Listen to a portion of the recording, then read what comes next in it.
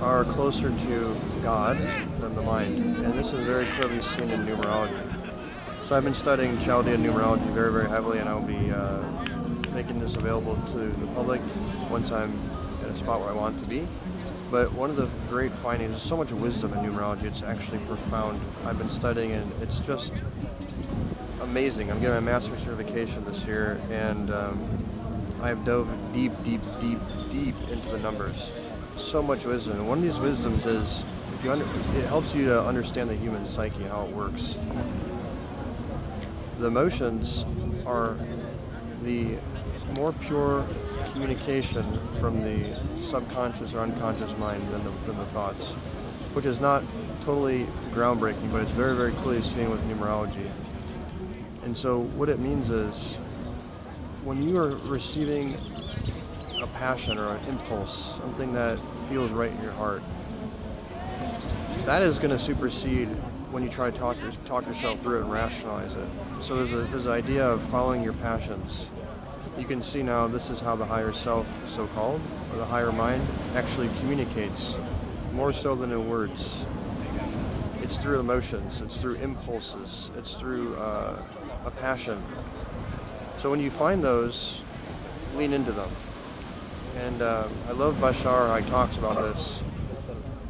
Well, he talks about follow your passion to the best of your ability without attachment to the results for as long as you can. And this is a simple formula that he breaks down even in greater depth.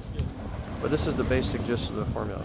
And so when you follow your passion, you're following your higher purpose, you're following your higher mind, and therefore, there's the key. This is what's going to lead to the fulfillment. So there's people who use their mind to, let's say, make a lot of money. But there's a problem with when it's disconnected from their purpose, their mission, their calling, what they're actually supposed to be doing, they're miserable. And that's why there's a big problem with rich people who are miserable. When they get everything they've ever wanted, and they realize that it doesn't actually make them happy. And it's why it's so important to find ways to make your living with something connected to your purpose. And your purpose is something that will make you feel emotional, or have some natural excitement around it, or something that just feels good. You don't know why. And so for me, that's been numerology right now, big time. And it's the first time I've been excited about anything in a very, very long, long time. I've studied so much. I've gone in a lot of systems, and numerology is one that I'm really diving into.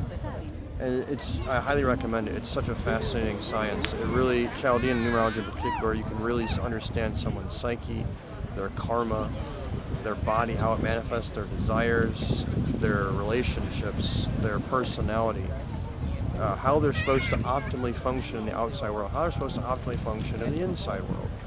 What is the path they can take for the quickest growth and the greatest evolution? What kind of karma do they have, and what is the spectrum of what they can manifest from that karma, and how do they manifest the best of that karma? All this and more is just in the Chaldean numerology system, so I highly recommend studying it. And if you have any questions, leave them here, but I wanted to share this for now. Your emotions, your impulses, not necessarily superficial. You have to obviously discriminate. Because there's a saying, loving wisely, as Dr. Fly talks about. So you can't be totally emotionally based, but one thing about emotions is they're here and there, they're everywhere, waxing and waning like the moon, ebbing and flowing. They're not fixed, so they're all over the place. But when you temper that with a mind as well, the wisdom of the mind, so you have to have both. But generally speaking, know that when your higher mind's communicating with you on a moment-by-moment basis, it's not necessarily going to come down and whisper into your ear. It's not going to necessarily be an angel that comes down from the sky and blows a trumpet and then gives you a golden sealed message. These, of course, can happen, but on a moment-by-moment basis, it is passion. So the formula is, in any given moment, you have a choice. Follow whatever of those given choices seems the most exciting to you, which something about it just makes your heart spin a little bit. And do that and keep repeating it. And then the key is, do not have attachment to results. And why? Because the conscious mind will want a result. But because it's the conscious mind, it has limited access to the information of possibility, limited conceptual ability. Definitely the unconscious has a far greater ability to conceive, the higher mind. That in ways that you can get something that you just would never ever thought of. So when you have attachment result, you're actually limiting the potential manifestation, and therefore taking it in a direction that may or may not bring actual fulfillment or have the whatever is supposed to happen serve its purpose. So not have attachment result as being open to the miracles, being open to the miracle just means something that happens outside of your lexicon. And do this until you can't take it anymore. Do it until all the way until it's served its purpose, and you get to the end of the golden rainbow where the pot is waiting, which is the fulfillment, and you'll keep building this momentum and snowball, and this is the idea. So hope this helps. If you have any questions, as always, leave them underneath this video. Wishing you the best. God bless.